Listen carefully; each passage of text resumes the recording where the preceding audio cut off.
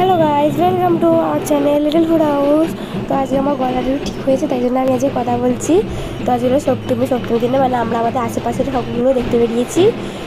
বলতে গেলে একদম পাশে যে ঠাকুরগুলো রয়েছে সেগুলো দেখতে বেরিয়েছি। তো এই দেখো, এটা হচ্ছে রামনগর বলে আমাদের ঠাকুরের কাছে এখানকার ঠাকুর। এটা ঠাকুর কি এটা প্যান্ডেল, এখনও ঠাকুর দেখতে পাইনি, ঠাকুর আরও ভিতরে আছে। প্যান্ডেলটা খুব সুন্দর করেছিল, এখানে বাস সব দিয়ে প্যান্ডেলটা করেছিল। তো দেখো তোমরা কত সুন্দর লাগছে। আর ওই দেখো ঠাকুর এখানে।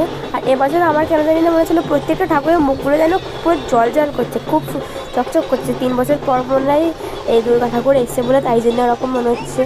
আর এবছরে তো আমরা প্রচুর এনজয় করছি, প্রচুর। আস্তে আস্তে তোমরা সব ব্লগগুলোই পাবে, তো তোমরা দেখতে থাকো।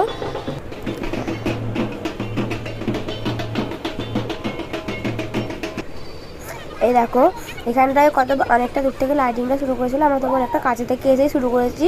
সেই দূরে প্যান্ডেল দেখা যাচ্ছে। আর এখানে অনেক সুন্দর সুন্দর জিনিস করেছিল। এখানে একটা গণেশ ঠাকুর ছিল, আর একটা বেশ কী ছিল ও ভুলে গেছে, আরেকটা কী ছিল, কিন্তু একটা গণেশ ঠাকুর ছিল। সেটা একদম উঠছিল বসছিল, সেটা তোমরা দেখতেই পাবে। আমরা বেশি কটা জিনিস দেখিনি সেদিনকে, কারণ নেক্সট ব্লগটা আরও অনেক ঘুরেছি, সেটাও তোমাদের দেখতে হবে না। নেক্সট ব্লগটার জন্য তোমরা ওয়েট করে থাকবে। এই দেখো এখানকার ঠাকুর।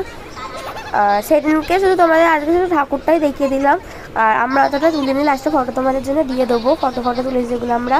আর এই দেখো এই পাশে সেই গণেশটা তোমাদের পাশ দিয়ে দেখিয়ে দেবো কীরকম গণেশ ঠাকুরটা উঠছে আর বসছে। আর এই দেখো এখানে প্রতিমা ঠাকুর। আর ভিতরটা দেখো কি সুন্দর, প্যান্ডেলগুলো তো খুব সুন্দর করেছিল। এখানে দেখো গণপতি বাপ্পা বসছে। তো আজকে এই ব্লগটা এখানে শেষ করলাম। তোমার যদি এই ব্লগটা ভালো লাগলে লাইক করবে, কমেন্ট করবে, শেয়ার করবে, আর চ্যানেলটাকে সাবস্ক্রাইব করে দেবে। তো বাই।